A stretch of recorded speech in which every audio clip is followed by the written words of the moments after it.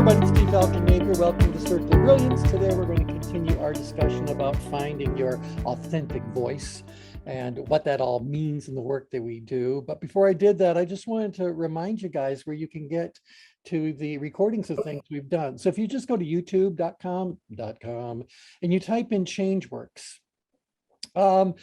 the first thing you're going to see, and I don't know why they get top billing, but this is a company in Scotland that's a leading environmental charity delivering solutions for low carbon living. So good for them. Our federal trademark on the term Changeworks requires a W to be capital in the middle, and it doesn't extend beyond US borders. So there's really nothing I can do about that. I've got no idea who these other people are. I don't even know what a social landlord is. That tells you how to clues. But this is us. We're the Changeworks system. Don't know who Howard Cooper is. I'm not going to worry about 674 subscribers and 61 videos. I'm just not going to do that. So if you guys just go into, do a search for Changeworks, you're going to find some other things. But obviously, we are Changeworks system. And so if you go to Changeworks system, we got 198 videos up there already. And so let me just briefly tell you that the best way to find the most recent videos is usually in this upload section that appears. These are the playlists that we've kind of put together, or you can just click on videos, and videos are always in whatever order you tell it. I think its default is by the most recently added. And they tend to do things in a rather strict order, so they should be in their proper sequential order. And if you scroll through here, right now we're doing this Finding Your Authentic Voice, part 1, part 2. Today is obviously part 3. And then you get into flow. We had 7 sessions on flow. We did a couple on health span, a few on culture, 1 on regret, a few on parenting. Oops, go back. You don't need to hear it. We were there. PowerPoint maneuvers, finding joy, so it's all really here. But I've not put much energy at all into putting in descriptions or anything like that. My head right now is more than anything, this is a storage cabinet for all of you who are participating in the circle, but might have missed something and you want to catch up on it. So we're not promoting the Changeworks system. So yay, we got 74 subscribers. Yay, I don't know how that came to be, because we've done no promotion whatsoever. Someday we will, but that day is not today. So anyway, but you should be able to get to this. This is your storage for all things related to Changeworks. If you're at that home page, you'll also find here is the Mastering Change course. Sooner or later, we're going to put that behind a members only kind of a click, but that day is not today. This is Changeworks Essentials. You would do that after the first Changeworks course. So if you want a little refresher or to expand your stuff, you've got lots of things right here you can do that with. It's about 4 hours. Next, I think they're 1.5 hour videos. Yeah, it looks like that would add up closer to 5 or 6 hours there. And I also put all the certified coach programs up there as well. And so you're welcome to do that. Sooner or later, we'll lock that behind a password. And then I started uploading all of the Building a Career That Matters videos. That's over 50. Oh no, it's more videos than that. It's 50 subjects, but you know how we can talk about a subject for a good long time. So anyway, so just wanted to remind you guys that there's a lot up there on the YouTube channel. You're welcome to share it with others if you want. Like I said, right now, the world's wide open because we just, obviously we don't have a lot of tension on the subject. So nevertheless, it's all here. And I do try to keep this pretty much up to date. Okay, so any questions about the YouTube channel, what you'll find there? No. Okay, 198 videos. That's a lot of talking we've done over these couple of years we've been working on the Circle of Brilliance. Okay, anyway, want to make sure you saw that. So today we're going to continue our discussion on finding your voice. And I know it's kind of a more of an advanced students subject, but all of you are advanced students. And if you aren't, well, step up. So learn by osmosis. Um, Last time around, we were talking about how we're surrounded by this chorus of the mind. Let me get to there. And I basically said that the chorus is all around you. And these are either voices that are temporarily visiting your awareness. So you're reading an article or you're watching something on TV or whatever, something in social media. And temporarily, you've invited this visiting choir member, this visiting voice into your reality. And for that moment, their message is shared with you, and it may or may not have much of an impact on you. That said, sometimes those guest voices we talked about become more permanent voices. They're voices that kind of get stuck in your head, and you review what they said with you or said to you, or you read about or whatever, and you kind of ruminating on it. It's going over and over. And so it's become now not just a visitor to your mind, now it's part of it's like it's now a voice that exists inside of your head, independent of the source that it came from, if you're with me. Well, sooner or later, you start having interactions with those voices, and now you guys are singing your own little duet or whatever, and that becomes kind of another kind of way to look at a voice in your head. Like if you're remembering a conversation you had with someone before, or an issue that you had with a client or a vendor at some other point in time. Those memories also take the form of conversations, dialogues, part of the chorus, part of all the sound that's going on in your head at any point in time.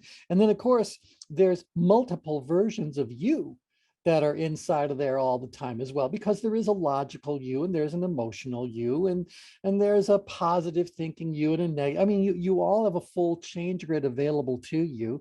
And depending on where you are on that change grid, that voice in your head, that you in that moment for that situation, is going to be a different singer, if you will. And so we talked about how you really are literally surrounded by all these different voices, all this different input and all that.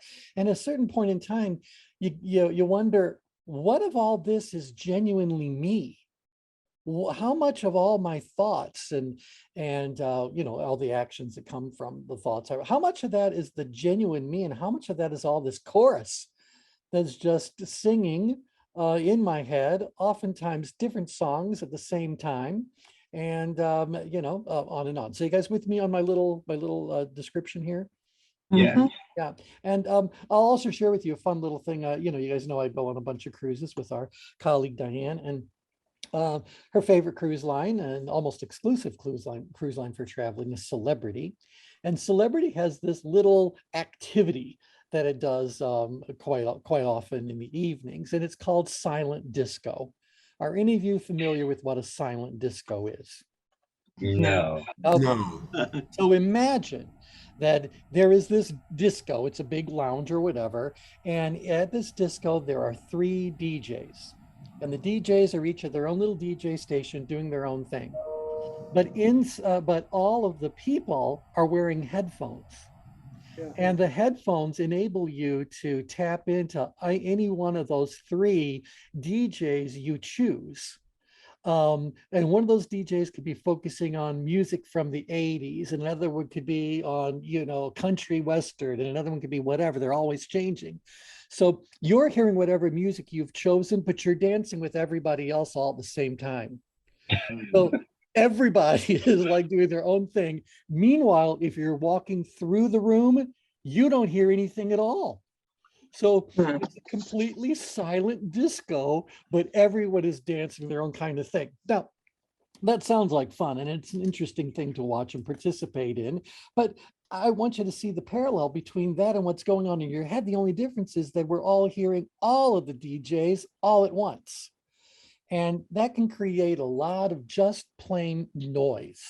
And sooner or later, out of all that noise, we've got to find some place on the change grid where we can start making sense of the noise that's going on in our head. Try to sort it all out, or get some to quiet down and others to speak up, get things to stay focused on one song at a time, if you will. And that becomes increasingly difficult for someone to do effectively the more they have been moved away from what their true, authentic, real voice is. And for some people, it's been so long since they've spent any time at all with their real voice, they don't recognize it when they're using it. They don't know how to put themselves into that mode to be the authentic voice. They don't know what to do with the information when they've got it. It's been a long time. It's becoming unfamiliar.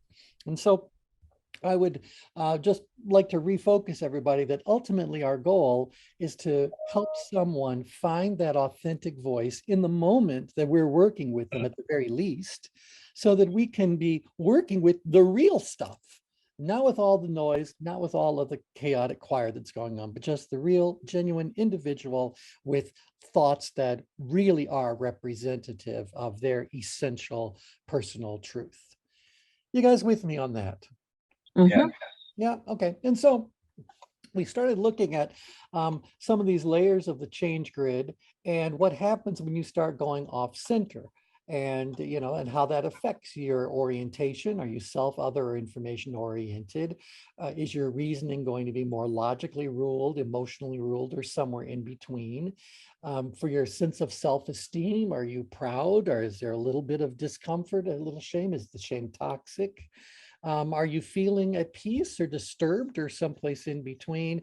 And are you functional, dysfunctional, or someplace in a happy medium? So these were the 5 main qualities we looked at years and years ago when we created this balance layer of the change grid.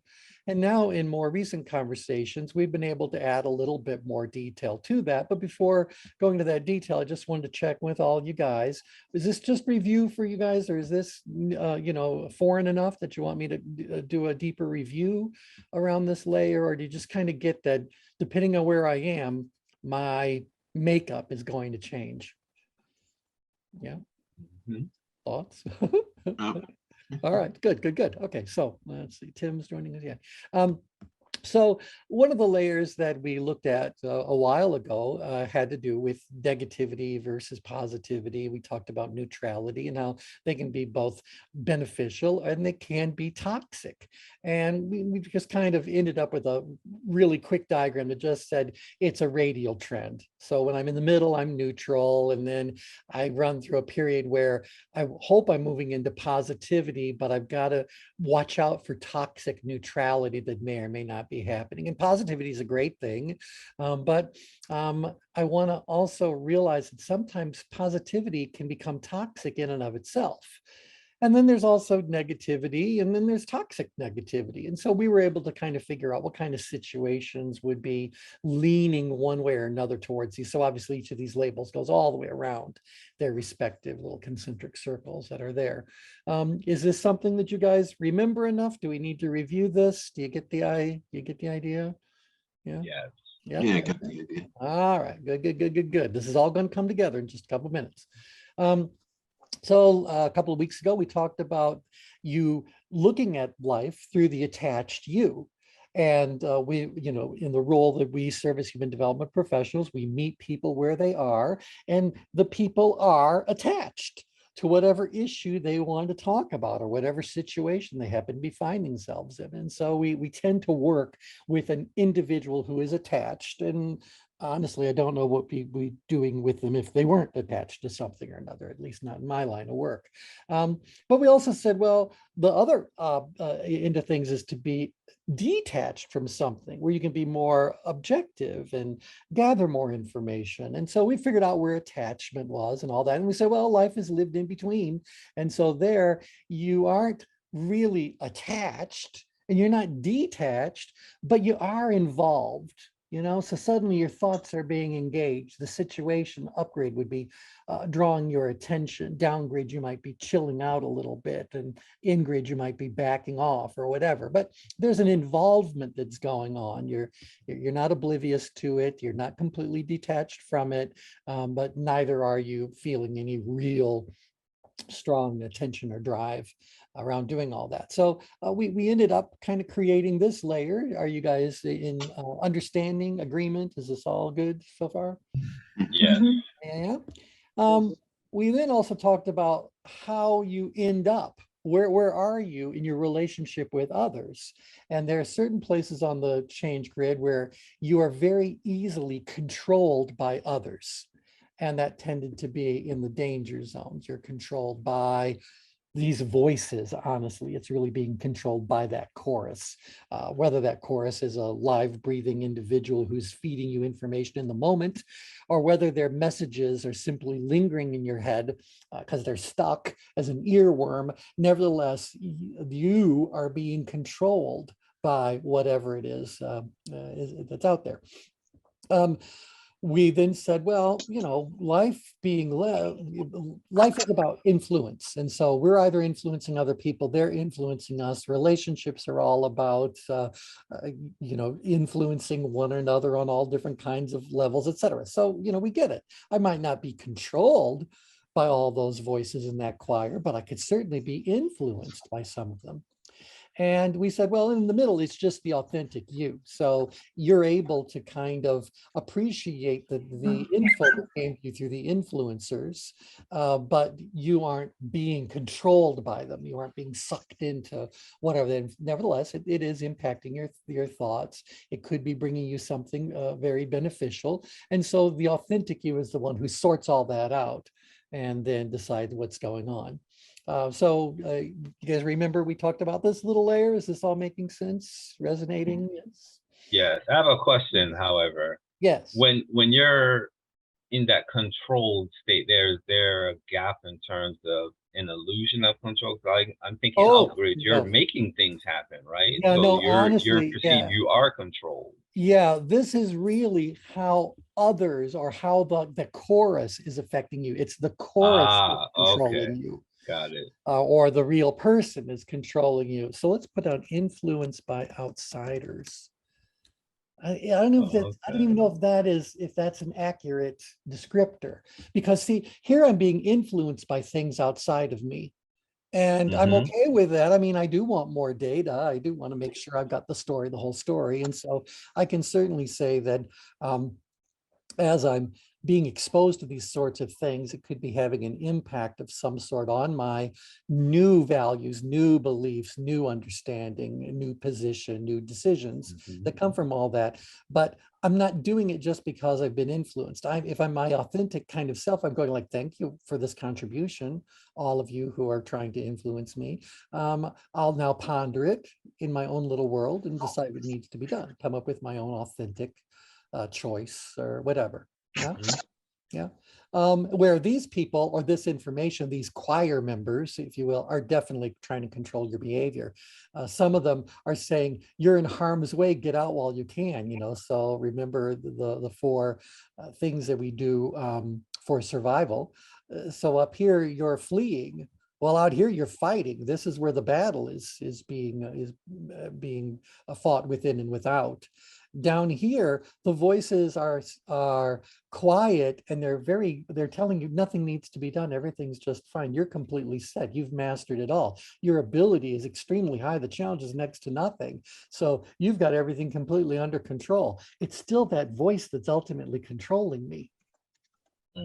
Even though it's telling me I don't need to do anything. So, all right, fine. If I drink that Kool-Aid and I start to behave according to that messaging, I'm going to end up too far down grid. That's a problem. And the ones that are in grid have a tremendous sense of inadequacy. Isn't that strange? You can have a big sense of smallness, but nevertheless, they're very much withdrawn from what's ever. This is the world of the victim, so they're controlled by these false messages that this false belief in themselves, etc. So anyway, we can go all those, but this is definitely how you are being impacted, not so much you end up in control. We'd have to look at the levels of tension. Certainly, when you are in power, you know that you are feeling in control of what's going on. As you move down into power apathy, that gives way to an assumption of control because you were. That's how you got there. So you're assuming it's still okay.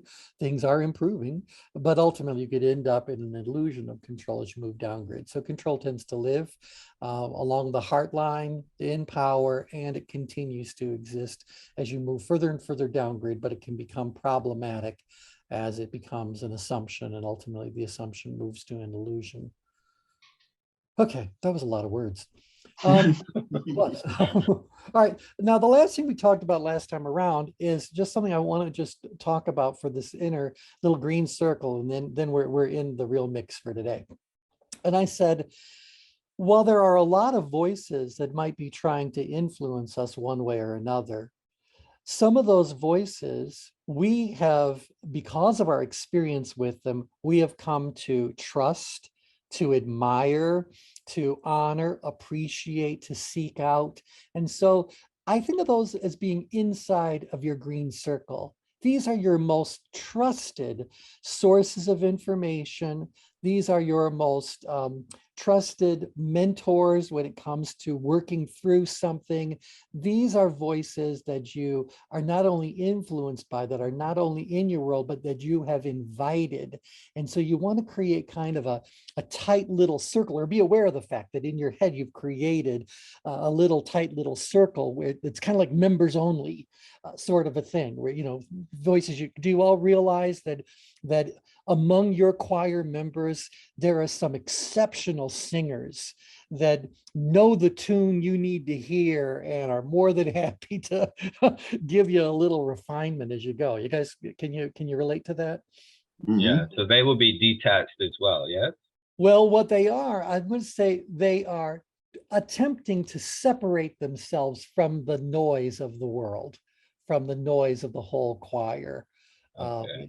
Everyone's going to, they're just kind of going like, let's just retreat for a moment. And maybe instead of letting the whole choir sing, why don't we just let this quartet sing?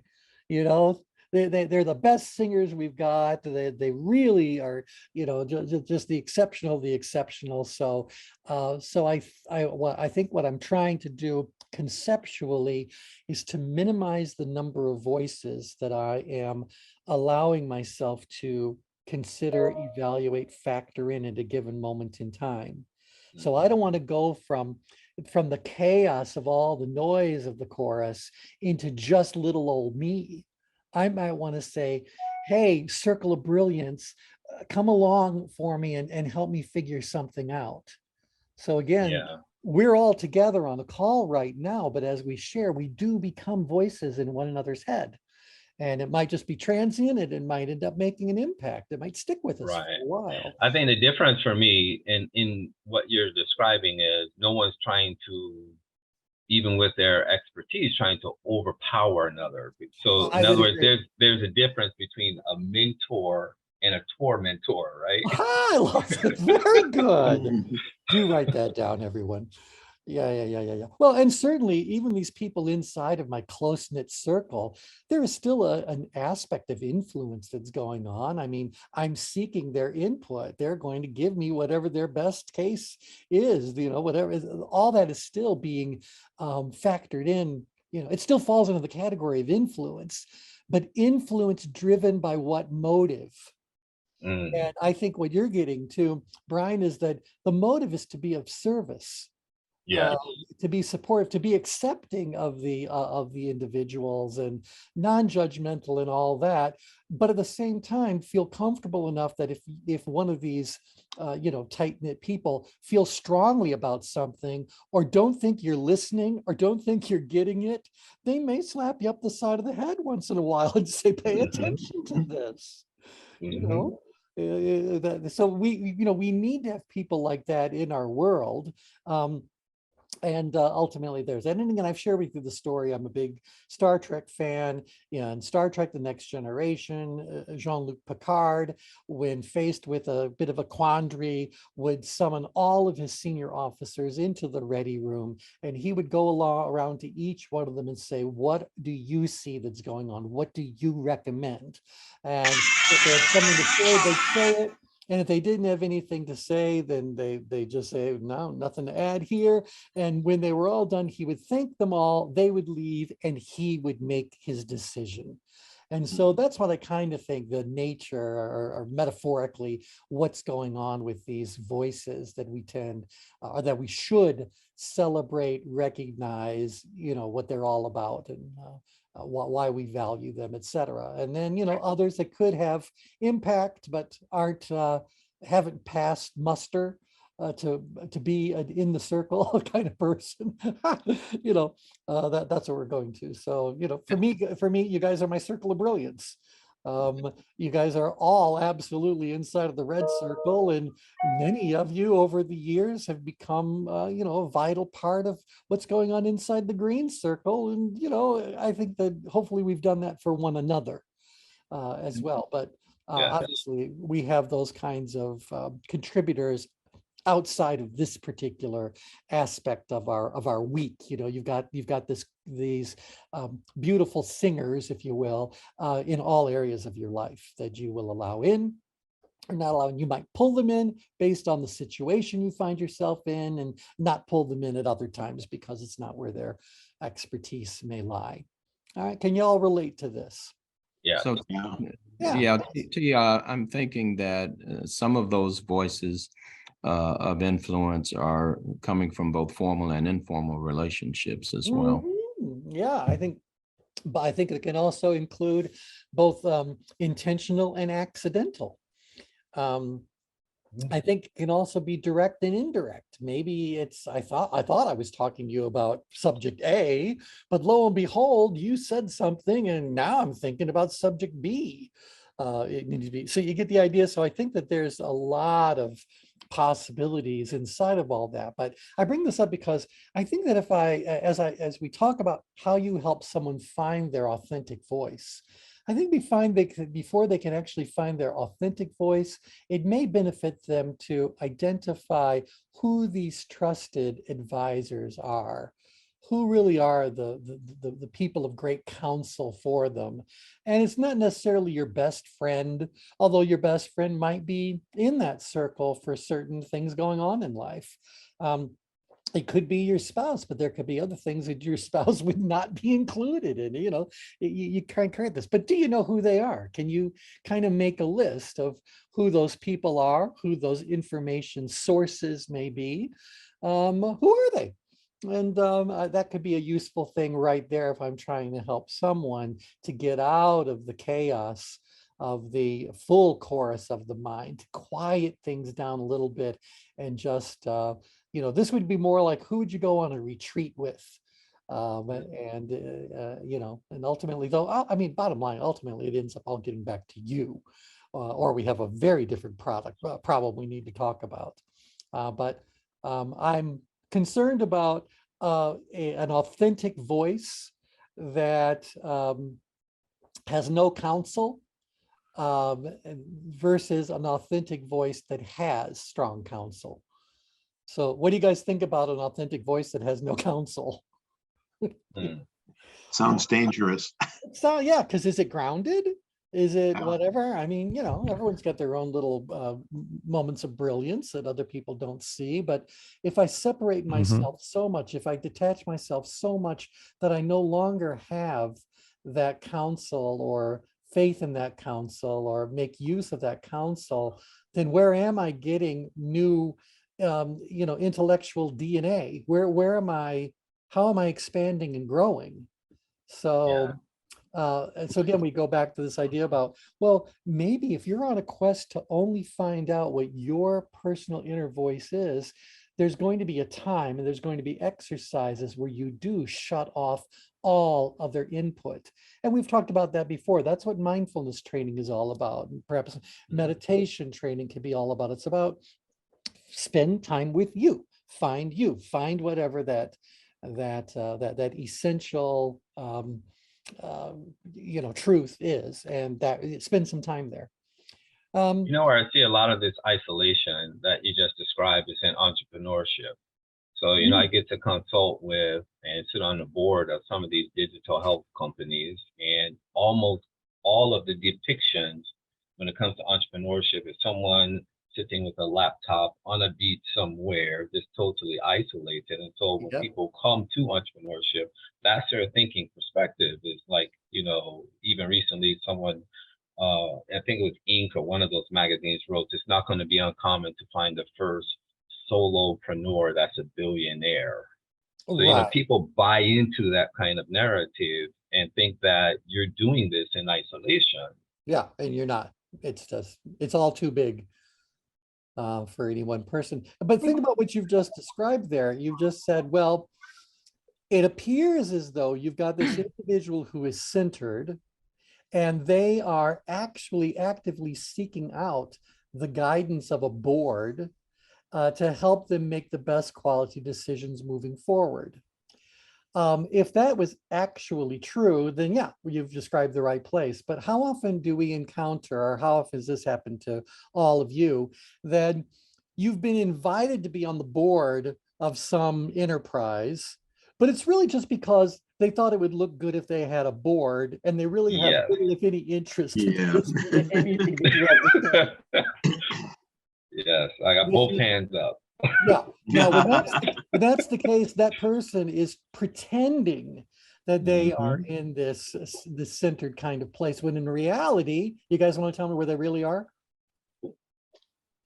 Two places. They're more out-grid. They're either out-grid, where they're already decided what they're going to do and they're just going through the motions, or they're up-grid, where they're so frantic they can't even stop and listen to anybody else or their guidance.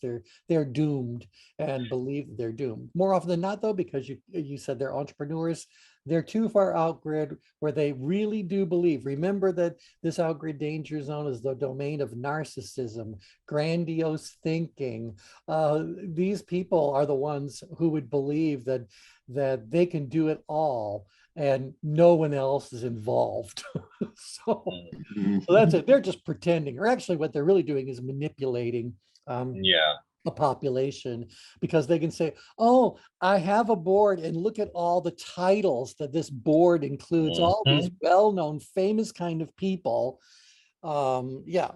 So you just go, no, I don't want the illusion of that. But yeah, anyway, your situation there is well described by what we already know about the change grid. Yeah. If I can comment here, just quickly comment on this. It's interesting. I think that this also fits into, and I don't know if this is true for the youngest generation around, but this fits into the American cultural phenomenon that we've always had around individualism and, you know, the Lone Ranger, you know, the notion, the cowboy, the person who, or cowgirl, but the person who is able to do it all themselves and lift themselves up by their bootstraps without a lot of help. And, you know, there's an individualism component of our culture that is very, very strong. And I think a lot of people are still propelled by that, so that it's actually, as they see it as a sign of weakness to reach out and create a group of people on which they might depend. And that's not true of all personalities, but I think it's a very common theme in our culture. You're right. You're right. And certainly we've all worked in other cultures that do have more of a cooperative kind of way of approaching situations, life, the way their societies might operate, where individuality might not be something that is actively shunned, but is certainly not something that's encouraged. So, you know, the needs of the many outweigh the needs of the few. That was Plato's kind of way of looking at things. And Aristotle was, well, the needs of the individual are paramount. You know, because if you don't have a strong individual, how can they begin to provide for others or help others or whatever? And so we've always had this battle in our societies, in our organizations, the battle between caring for others or who do we put first? What's our real driving factor? And so culturally, some people are really more about the collective and how we work together and live together as a multi-part organism, as opposed to how does this one single individual go out there and make their way and prove their value and actually shun help for fear that they will have to share the credit or share the limelight. Yeah, it's a twisted world we live in. All right. So anywho, I wanted to put all this out there because I had this one other layer that I wanted to talk about. And this is how many voices might we find in each of those areas we've just kind of looked at? So when I think about me, I get it. In the middle, I'm me and I'm a single voice. But when I start thinking about that little council or whatever we would call it, I wanted to find something that would stick with my music kind of metaphor here, but I couldn't think, like, I said chorus. Maybe I should have said choir for the whole thing, because a chorus tends to be smaller. And yeah, we can have even smaller groups. In fact, David, you're in a professional choir. So what do you call it when you've only got a handful of your singers doing a special thing? An ensemble? A quartet? A quartet? Yeah, an ensemble if it's more kind of An people. ensemble, yeah. But it's not dozens of people. It's like, No, it's usually no more than 8 or 10. yeah, and you pull them out, and they do their little special thing, and the choir, the chorus is backing them up. And so, there you go. You got to make the program interesting. You can't let everybody sing everything every time, or people are going to get bored. So, this is the same kind of thing. We kind of go like, well, in business, we would consider this to be our board of directors. We might refer to it as a council of elders if we're talking about more of a faith-based kind of a situation. So, what do you call these closest people, these Close advisors. What's that now? Close advisors. Oh, yeah, advisors. I like that idea, but I did a little research, and someone has a program other called the 6 Advisors. And the 6 Advisors does overlay on the change grid, but it's about these 6 advisors we all have and we should all pull into. And I'm going 6. I don't, maybe it's just me, but I've got 60. I don't know. I lost count. But all these voices that are kind of fighting for airtime in my head. Okay, anywho, so I kind of think that these voices are countable on one's hands and toes. This is not a large group. But when I start getting into between the green circle and the red circle, how many voices do you think we're going to find there? Several more. Several more. It's going to get busier and busier. And then I thought, well, if it's out-grid, if you're out here in any of these danger zones, is there a case to be made that there could be many voices screaming at you or pulling you all at once in maybe even different directions? Or sometimes could it just be the one voice that is now your ultimate controller, your ultimate manipulator? I think that's a downgrid. I think it could easily be downgrid because there's a laziness factor that could result in you doing that. But I also know that there's a lot of people out there who, if we said to them, where do you get your news from? They mention only one channel or one outlet instead of multiple. And maybe even inside of that one channel, they name one specific individual. And so suddenly that voice becomes increasingly singular, but it's because the individual has bestowed upon them so much of their own personal power, sense of personal control and all that. They've given it all to that individual. So now they simply do as they're told, or they do as they're, the not so specific case that's still being made, profoundly in front of you. So here I have some Kool-Aid. So, I'd like to comment here as well. I think in my coaching, a lot of times I call the group, those voices, the peanut gallery. The peanut gallery you sort of carry around in your head. And a lot of times those are unconscious. I mean, they could even be dead people. Well, of course, this is the whole, their voices. Right. And so, so part of what's important about finding your authentic voice is sort of sorting out who is your peanut gallery, and are they still relevant, and are they even alive? It doesn't matter if they're dead. They can still have power, and they can be important and positive values, family, ex-president, whatever. But that process of finding your authentic voice also comes along with understanding who your peanut gallery is. That's right. And who are you in relation to your peanut gallery? Yeah. It's interesting. And I would certainly say that between the green circle and the red circle, these could very easily be peanuts. Maybe inside of the green circle, they become maybe a higher class nut. Nevertheless, they're in a nut bowl, but they're macadamias. They're cashews. There you go. This is really interesting because this I mean, this is basically what I do with clients a lot of the time, is because I work with inner guides and archetypes. Oh, And so we do a lot of work with subpersonalities. So we do a lot of work with identifying and distinguishing and working with all the different internal voices. yeah, because you got them all. So, You yeah, might so only with, have a few, you know, like when we're talking about the archetypes, Mhm. maybe you have one or two that are quite pronounced, but the people who believe that some of them they don't have at all, Mhm. it's like, Nope, you're just not aware of them. it's And so there. for me, like that inner green circle, that would be kind of your trusted inner counsel. Those are the parts of you that are have been decontaminated, that aren't being influenced by, for example, messages you received from your parents or anything like that. And then the circle around that would be more of your contaminated internal pieces or guidance, as it were, and then Yeah. the outside would be all the external voices and influence coming in. That's kind of how That's I interesting. Yeah, because I was certainly thinking, well, I would say this, that I believe that the further up grid and out grid I go, the more likely it is to be external.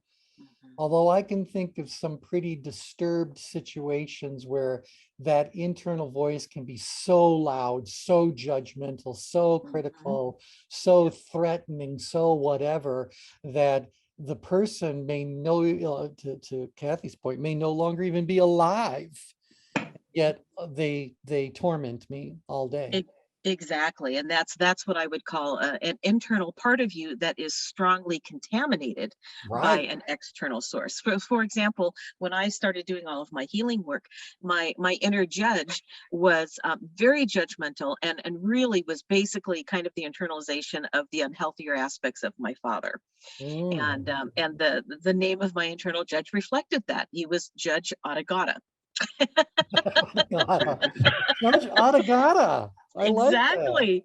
And as I was able to start decontaminating that judge part of myself and moving into the healthier aspects, it was really interesting because in my inner world, it turned into a she instead of a he, which is appropriate since it's a part of me. But the name also changed to the Justice of the Pieces, because she was the one that helped to see the big picture and to maintain balance and make sure there was fairness and between all the different parts of me. So she became a really good internal resource and voice for helping to balance a lot of the other voices that were going on in my internal world. Yeah, and so that's the green circle. Now, again, I believe that the green circle can also, well, I believe all over, there can also be externals that are involved. So do you have external people that you, again, there's still a voice, but they're a voice you can interact with. Well, I mean, come on, they're external, outside of you, you know, they're bringing you new stuff, new whatever. So do you have those when you're working with archetypes? Do you also talk to them about externals? Absolutely. Yeah, because there are our external, our mentors, our guides, our cheerleaders, you know, all of those, the people that are healthy for us, that are in alignment with our highest good, those would definitely fall within that green circle. Yeah, okay, good. And then people that we can't necessarily escape that aren't as healthy would be maybe out in that red circle. They could be way out or they could be in between. Yeah. Exactly. Yeah. This is interesting. So can I ask a question? Please do. So you have these internal and external. So the external, I presume, would be the voice from afar, so to speak, right? So it's a chorus, but it may not be, at least that's what I'm thinking from like a neuroscience perspective. It may not be as loud or front and center as something internal, or is that off base? Yeah, well, let me really take it to the extreme for you. I want you guys to imagine playing every piece of music you own simultaneously. Oh, so gosh. All the CDs, all the vinyls, put them all on all at once, not one after another. We're not making a playlist. They are all being played simultaneously. So in the worst case scenario, that's the amount of noise that you have all around you. And so, yeah, it could be people that are alive in the present moment that are doing that. But I would also put into these categories of voices. What about traditions that are just part of your culture? You know, you inherited this. Maybe I don't know. You talked about that you pick up things from your parents. Lots of beliefs and values and all that are going to be connected to how we were brought up and all that sort of thing. And you know, so I don't even think it has to necessarily be a person to have a voice. I think tradition and history have voices as well. I think I think a great religion, example of religion that. has a voice. Yeah, a great example of that is the notion of face in Japan. I mean, we have our own in the United States, we have our own voices, and I think individuality is one of them. But the notion of face in Japan or in Asian countries where the face is such a powerful voice that it will keep people, you know, it'll keep people from acting in certain ways, and it will rule how they operate and how they work in the outside. Right, because you are now responsible for all those who've come before you and all those yet to come. But we're paying attention to it all at once, I guess, is what I'm trying to understand for myself, because when it comes to cognition, it's very focused, it's very narrow. Like we don't pay attention to everything all at once, and we can't. It just couldn't handle that bandwidth. So that's why I was asking, like, what we must be paying attention to something that's front and center that got our attention. Yeah. For some reason. Yep. Does that make sense? Yeah, well, absolutely, because it's situationally specific, right? Ah, gotcha. I mean, who's going to start, you know, making noise in my head is very much dictated by what my head is involved in at the moment, or what grabbed my attention outside of me in the moment. And so I'm going to pay attention to what's going on. Without going too basic, we pay attention to where our attention is. Right. And those are the voices that come forward. Meanwhile, all those rest of those voices are taking a break. Now, at a certain point in time, those other voices might feel neglected. And so suddenly they start making more noise to get my attention. And that's, again, now a different situation is arising that is competing for where I'm going to put my thoughts and my energy. Yeah, that's when the voices kind of appear in the most inopportune time.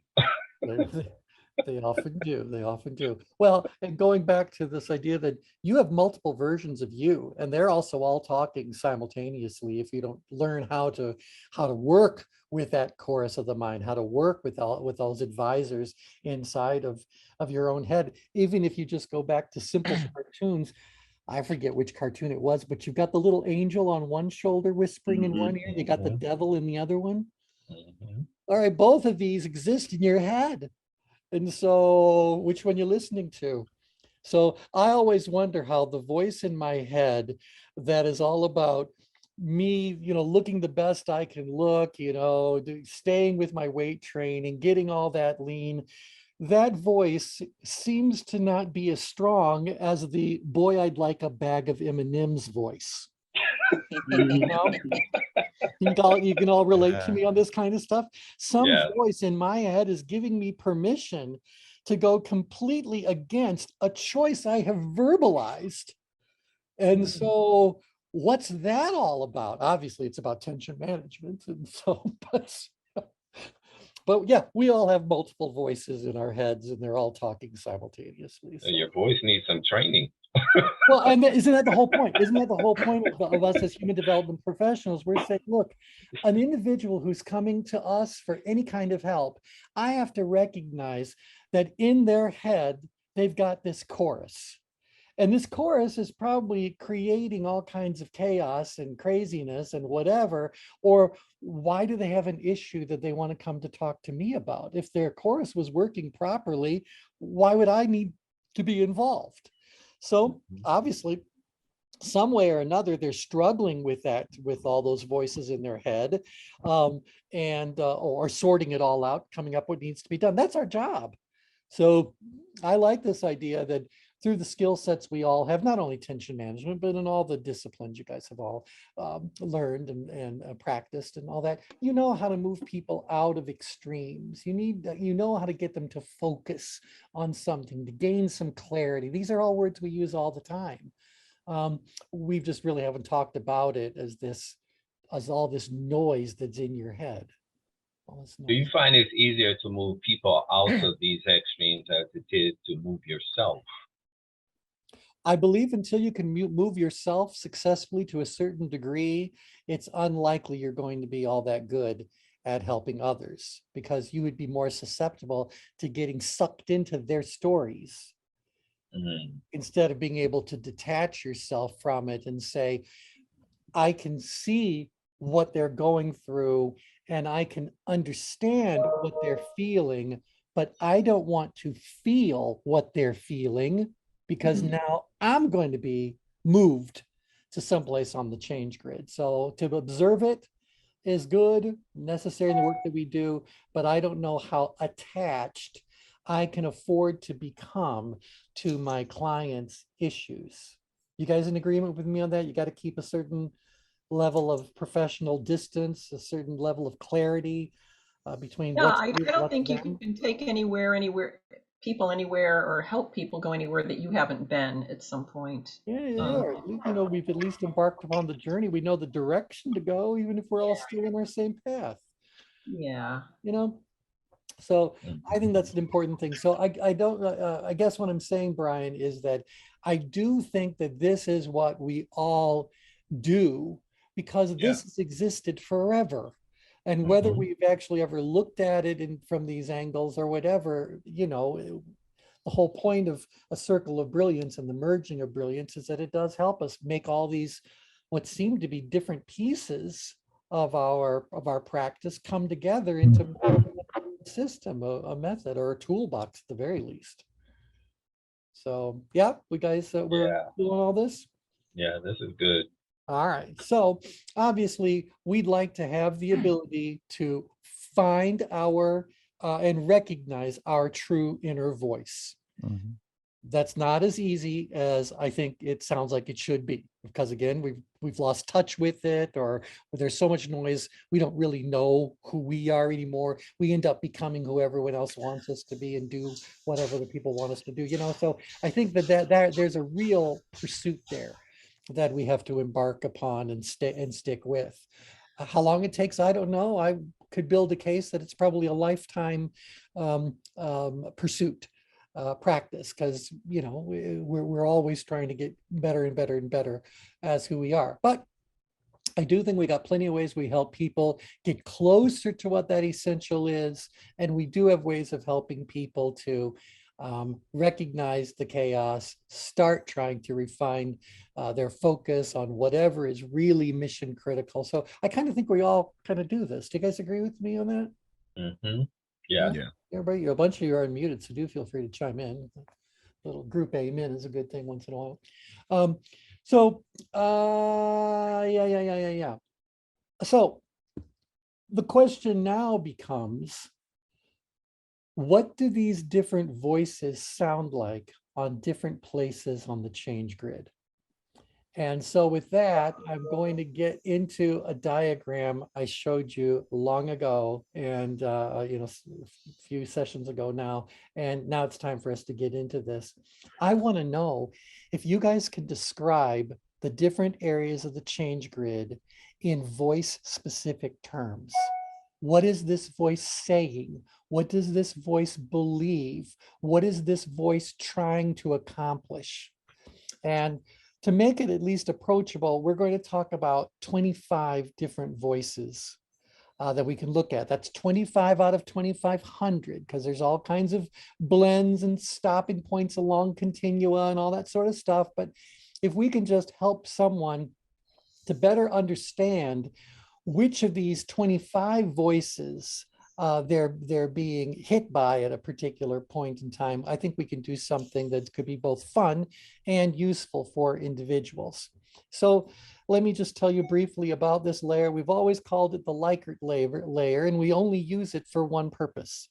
So the Likert layer was based on whoever, I forget Likert's first name, but he was trying to do Rensis. What's his first name? Rensis, R-E-N-S-I-S. Rensis Likert. He ain't from around these here parts. So, and it's these kind of very common, and the reason why they're common is because it's an effective way to do some basic surveying and all that kind of stuff. So are you heavily this way, moderately this way? Are you in the middle? Are you heavily that, or are you leading that way? Are you heavily that way? A 5-point Likert scale seems to be pretty common. I've seen 3-point scales. I've seen 7-point scales. And then we, of course, have got our crazy big one, but nevertheless, I think we're all familiar with Likert. It's an easy, approachable kind of way. Notice I've put no numbers on this. The numbers aren't what's important. It's all, are you heavy one direction, leaning a direction, in the middle, leaning the other, or heavily leaning in the other, depending on what, and the words might change depending on what we're talking about. But you guys get this? We end up with a 5x5 array. Yeah? Mm-hmm. Yeah, it would be really assuring because you're about to play with this. Well, we do have to rotate at 45 degrees. So that we can get it to overlay on a change grid, and we'll just start with the plain change grid, no layers shown. So layer 0 is what we've tended to call this. And I want you to see why the 5 layer becomes important. It becomes important because it does not successfully overlay on other lines on the change grid. That's really important. So you'll notice that with the exception of the enclosing box, none of these addressable locations on the change grid are on a border. They're all in a particular spot. And so that allows us to get a little bit simpler in our explanation of what's going on with someone. That being said, you guys are ChangeWorks professionals. You know that each one of these addressable locations inside of any one of these 25 things is different than any set of coordinates next to it, right? So, Yes. but that level of detail is quite often unnecessary and perhaps counterproductive to help a person to understand what's going on in their situation. So we can simplify it when we think simplifying it is going to benefit us. So I'm going to ask you guys to look at each one of these 25 locations, and then we're going to quickly go to each one of the layers we know about. So you could say, like for this one, well, this coordinate where they would say very high level of ability, very high level of challenge. So high or super, I don't know how we do it. It wouldn't be high. Anyway, yeah, we'll call it that. It's just super high. We should be able to say, well, they're in power, but there's a difference between being in power out here.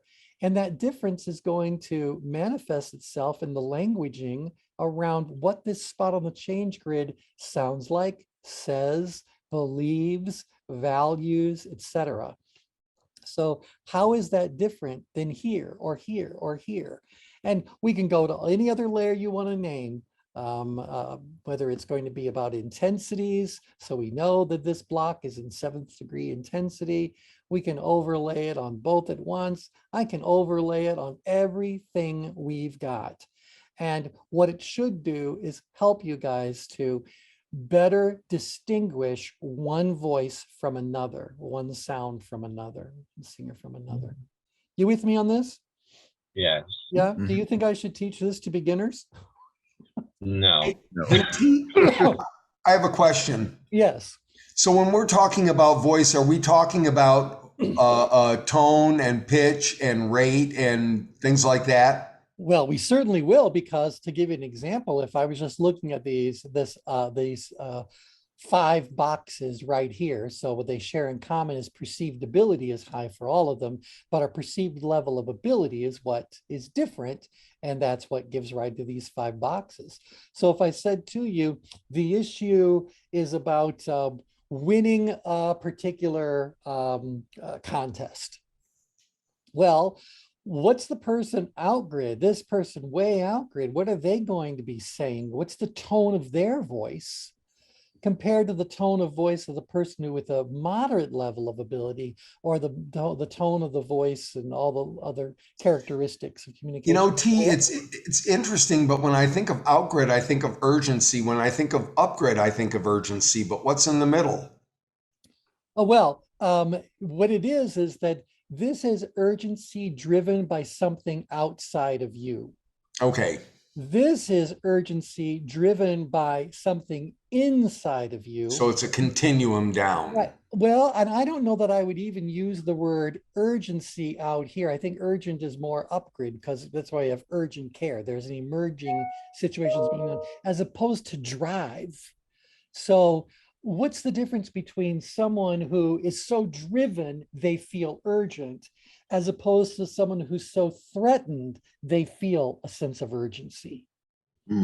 You know, I think The there's a little driver is difference. going to have a confidence about them in their posture and their tonality. Well, and certainly I think the person who is out grid and feeling urgent has the luxury of taking time if they chose to, where the person who's up grid may not have that luxury. Because again, it's something external is threatening them. And this is just someone inside of their drive has said, no, let's get going. Let's go make this happen, blah, blah, blah. Let's, you know, that to me is a little different dynamic, because this one can certainly be said, well, you have to wait for tomorrow, and they're not going to die as a result of that. Where this person up here, we go, well, you have to wait till tomorrow. They could be dead. So it's a little different kind of dynamic. And by the way, the one in the middle, this influencer kind of block you see here, we're talking about a sense of urgency, but remember, this is where romance lives. So that urgency is in part trying to make something happen because you don't want to miss out on the opportunity that's in front of you. You can let your mind go to all kinds of questionable places as you think about what does that voice sound like. But I'll tell you now, this voice is sweet talking you with a sense of directed purpose. Yeah, that's the smooth criminal, right? This is the smooth criminal. There you go. They know that they're up against a big challenge. Nevertheless, they're just going to turn on the charm a little bit more, a little whatever. And so this is it. I want you to be able to say, rather than say to people, hey, you're in stress, or you're a driven driver, around all that, can you tell me what the voices sound like as you move to different areas on the change grid? And hopefully you'll find that interesting. I believe you'll find it also very useful, because as you can start to distinguish these voices, when you start hearing people talk, you'll know exactly where they are based on the voice that you have in mind. It's not just what the voice says, to David's point, it's how the voice is saying it as well. Interesting. All right, we've gone over by a few minutes, but I didn't lose anybody. So hopefully you guys are finding this interesting at the very least. But I do believe it can become a very powerful differentiator in the conversations you're having with your clients. So any final comments? I think it's worth discussing again in greater depth. Oh, wonderful, wonderful. Well, then let's by all means do this, because I think that the world we're in right now desperately needs to find its authentic voice. Yes. You know, because there's way too much chaos and craziness going on, all these other areas. If we know a crazy voice and we hear one, maybe, just maybe, we can protect ourselves and find our clarity and operate from that clarity a bit more effectively. Yeah. See, I have a public service announcement, but you can end the recording first. Oh, okay, let's go ahead and stop recording. So everyone say bye. Bye. Bye.